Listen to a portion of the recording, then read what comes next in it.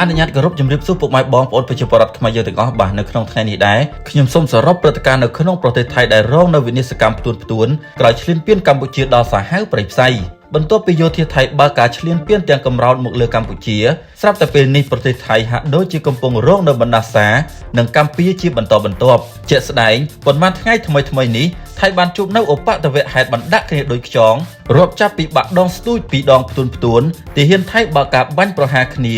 ក្រឡាប់រថយន្តក្រុងនិងថ្មីនេះឆេះបំពង់លូបង្ហូរកៅស៊ូបន្ថែមទៀតនៅចន្លោះថ្ងៃទី9ទី10ខែមករាទាហានថៃមួយក្រុមបានបើកការបាញ់ប្រហារគ្នាលើទាហានគ្នាឯងបណ្ដាលឲ្យកូនទាហានម្នាក់បានស្លាប់និង2នាក់ផ្សេងទៀតរងរបួសក្រោយមកកងទ័ពភូមិន្ទថៃក៏បានបើកសវនកម្មព្រហ្មទណ្ឌនិងដាក់ទណ្ឌកម្មវិន័យលើមនុស្ស8នាក់ពាក់ព័ន្ធនឹងករណីខាងលើនេះបង្ហាញឲ្យឃើញថាយោធាថៃកំពុងតែបែកបាក់សាមគ្គីគ្នាជាបណ្ដើរហើយខណៈចំនួនក្នុងក្រុមហ៊ានបាញ់សម្លាប់សំបីទាហានគ្នាឯងក្រោយមកនៅថ្ងៃទី14ខែមករាឆ្នាំ2026សោកនាដកម្មដ៏សាហាវកើតឡើងនៅក្នុងស្រុកស៊ីខៀវខេត្តនគររាជសីមានោះគឺការធ្លាក់ដងស្ទូចលើរថភ្លើងល្បឿនលឿនយ៉ាងព្រឺព្រួចមួយដោយផ្ដាច់ជីវិតមនុស្សរហូតដល់32នាក់និង66នាក់ផ្សេងទៀតរងរបួសធ្ងន់ស្រាលរំលងបានមួយថ្ងៃហេតុការណ៍ស្រដៀងគ្នានេះបានកើតឡើងពោលគឺមានករណីបាក់ដងស្ទូចថ្មីមួយទៀតកើតឡើងនៅលើផ្លូវរាមាទី2ក្បែរស្ពានទន្លេថាជីនក្នុងខេត្តសមុទ្រសាគរដោយបានសង្កត់ទៅលើរថយន្ត2គ្រឿងបណ្ដាលឲ្យមនុស្ស2នាក់ស្លាប់និងជាច្រើនអ្នកផ្សេងទៀតរងរបួសនៅថ្ងៃទី15មករាដដែលមានហេតុការណ៍មួយទៀតកើតឡើងនោះគឺរថយន្តក្រុងមួយគ្រឿងដឹកអ្នកដំណើរចំនួន42នាក់បានបាត់បង់ការគ្រប់គ្រងរួចក៏បានជ្រុលចង្កូតធ្លាក់ផ្លូវក្រឡាប់ផ្ងាជើងនៅខេត្តជលបុរីបណ្ដាលឲ្យអ្នកដំណើរលើរថយន្តក្រុងទាំង42នាក់រងរបួសធ្ងន់ស្រាលបន្ថែមទៀតមិនទាន់អស់ទេនៅថ្ងៃ15មករាដដែលនោះក៏មានករណីលេចធ្លាយសារធាតុគីមីដ៏ធំមួយទៀតកើតឡើងនៅក្នុងសហគមន៍សងពីណងក្នុងខេត្តសមុទ្រប្រការបណ្ដាលឲ្យមានមនុស្សប្រមាណ50នាក់ត្រូវបានបញ្ជូនទៅមន្ទីរពេទ្យភ្លាមនិងបានបង្កឲ្យមានការជម្លៀសប្រជាជនជាបន្ទាន់ហើយសាលារៀននៅក្នុងស្រុកព្រះសមុទ្រចេតិយប្រកាសបិទទ្វារស្របពេលមនុស្សជាច្រើនបង្ហាញអាការៈថប់ដង្ហើមឈួលច្រមុះរលាកបំពង់កនិងវិលមុខខ្លាំងមិនទាន់រំកិលផុតថ្ងៃទី15មករានេះនៅឡើយទេក៏មានអគ្គីភ័យមួយបានឆាបឆេះបំពង់លូបង្ហូរកៅស៊ូនៅចំណុចស្ពានភូមិវិបុល2ក្នុងខេត្តសមុទ្រប្រការដដែលនេះដែលជាករណីទី3បង្កឲ្យមានការភ្ញាក់ផ្អើលនិងឆោឡោជាខ្លាំងអគ្គីភ័យបានឆាបឆេះនៅវេលាម៉ោងប្រមាណ 7:30 នាទីយប់នៅចំណុចបំពង់បង្ហូរទឹកស្អុយជាប់បង្គោលស្ពានភូមិវិបុល2ក្នុងទីក្រុងពោធិ៍ចៅសាបមីងប្រៃបំពង់លូនេះមានកម្ពស់ជាង40ម៉ែត្រពីដីបច្ចុប្បន្នសមត្ថកិច្ចពាក់ព័ន្ធកំពុងចាត់វិធានការតាមនីតិវិធីដើម្បីបើកការស៊ើបអង្កេតអំពីមូលហេតុដែលបណ្ដាលឲ្យមានការឆាបឆេះនេះកើតឡើងចំពោះបញ្ហាទាំងអស់នេះក៏មានការលើកឡើងផងដែរពីប្រជាជនថៃមួយចំនួនដែលបានបញ្ចេញមតិនៅលើបណ្ដាញសង្គម Facebook ថាតើហេតុការណ៍ដ៏សោកនាដកម្មផ្ទួននិងសាហាវព្រឺព្រួចដែលបានកើតឡើងព្រមៗគ្នានេះជារឿងចៃដន្យឬយ៉ាងណាមានការលើកឡើងផ្សេងគ្នាប៉ុន្តែភាគច្រើនយល់ថាទំនងជាមិនចៃដន្យអីយ៉ាងនេះពេកនោះទេហេតុការណ៍នេះកើតឡើងផ្ទួនបែបនេះវាជាប្រផ្នូលមិនល្អឡើយសម្រាប់ប្រទេសថៃចំណែកមតិពលរដ្ឋខ្មែរយើងវិញយល់ឃើញថាថៃរងនៅសោកនាដកម្មនិងវិនាសកម្មផ្ទួនបែបនេះអាចជាបណ្ដាសាដូនតាខ្មែរកំពុងបង្ហាញរិទ្ធព្រោះបន្ទាប់ពីយោធាថៃឈ្លានពានបើការឈ្លានពានយ៉ាងសាហាវព្រៃផ្សៃមកលើដែនអធិបតេយ្យភាពកម្ពុជា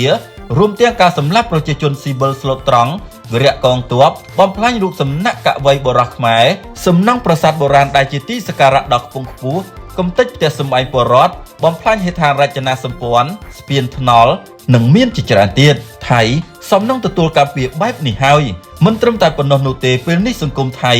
រងនៅភាពបែកបាក់ព្រោះតែការផ្សាយនៅព័ត៌មានគ្មានការពិតនិងលំអៀងទៅតាមនិន្នាការនយោបាយក្រោយពីការផ្សព្វផ្សាយលទ្ធផលនៃការស្ទង់មតិលើប្រជាប្រិយភាពរបស់បេក្ខជននាយករដ្ឋមន្ត្រីរបស់ប្រទេសថៃដោយប្រភពផ្សេងគ្នាដោយបង្ហាញពីនិន្នាការផ្សេងគ្នាទៅតាមបេក្ខជននីមួយៗនោះអ្នកសារព័ត៌មានជើងចាស់របស់ប្រទេសថៃមើលឃើញថាសង្គមកាន់តែមានការបែកបាក់ហើយការបង្ហាញពីការបែកបាក់គឺចាប់ពីអ្នកនយោបាយរហូតទៅដល់ប្រជាជនថៃនៅពេលដែលសារព័ត៌មាននៃប្រទេសថៃនានាពេលនេះបានប្រឹងប្រែងផ្សព្វផ្សាយនៅលទ្ធផលស្ទង់មតិដែលបង្ហាញឲ្យឃើញពីប្រជាប្រិយភាពនៃបេក្ខជននាយករដ្ឋមន្ត្រីនៃគណៈបកនយោបាយតំណាងឲ្យក្រុមរៀងៗខ្លួនអ្នកសារព័ត៌មានថៃដ៏មានបទពិសោធន៍យូរឆ្នាំម្នាក់បានមើលឃើញថាសង្គមថៃកាន់តែមានការបែងចែកឬបែកបាក់កាន់តែខ្លាំងក្នុងពេលនេះដោយគ្មានឃើញការបង្ហាញជាសារអព្យាក្រឹតដែលគួរជាទីទុកចិត្តបាននោះឡើយ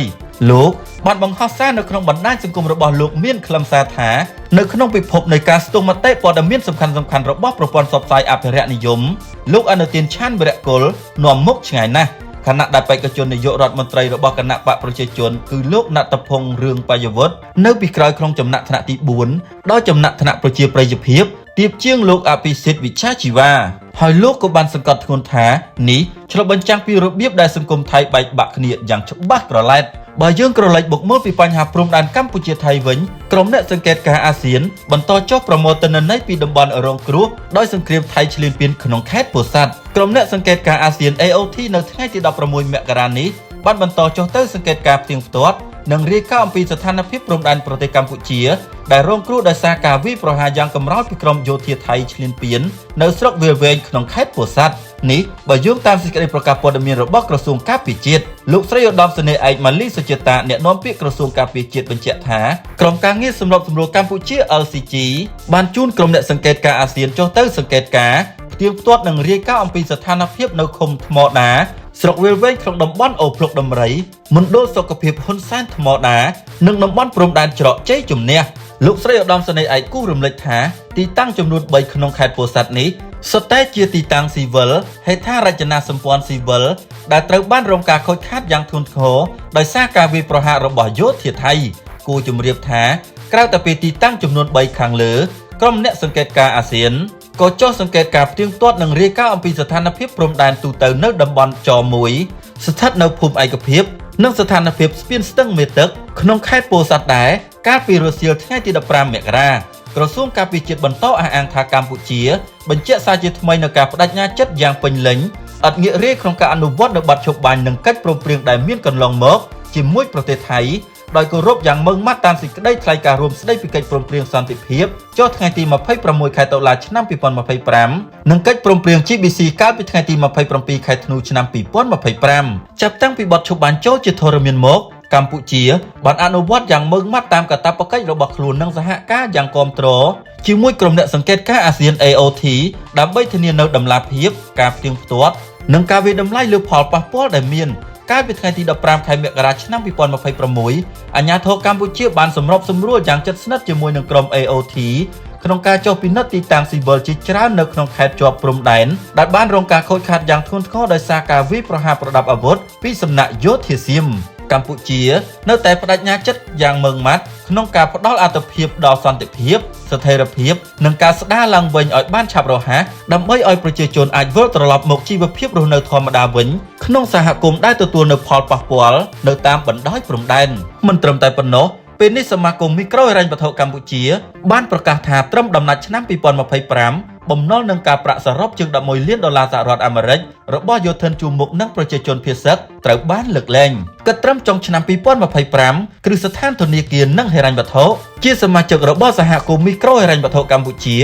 បានលុបចោលបំណុលទាំងស្រុងដល់យោធិនជួរមុខនិងលើកលែងការប្រាក់ដល់ប្រជាពលរដ្ឋភាគសឹកដែលរងគ្រោះព្រោះសង្គ្រាមឈ្លានពានរបស់ថៃមកលើកម្ពុជាសរុបទឹកប្រាក់ប្រមាណជាង$11លានសហរដ្ឋអាមេរិកសមាគមមីក្រូហិរញ្ញវត្ថុកម្ពុជាបានឲ្យដឹងនៅព្រឹកថ្ងៃទី16មករានេះថាការលុបបំណុលនិងការលើកលែងការប្រាក់ដល់យោធិនជួរមុខនិងជនភៀសសឹកដើម្បីគាំទ្រដល់កងទ័ពនិងប្រជាពលរដ្ឋដែលរងផលប៉ះពាល់ដោយសារចំនួនព្រំដែននាពេលថ្មីៗនិងឆ្លើយតបការអំពាវនាវរបស់សម្ដេចធិបតីហ៊ុនម៉ាណែតនាយករដ្ឋមន្ត្រីនៃប្រជាណាចក្រកម្ពុជា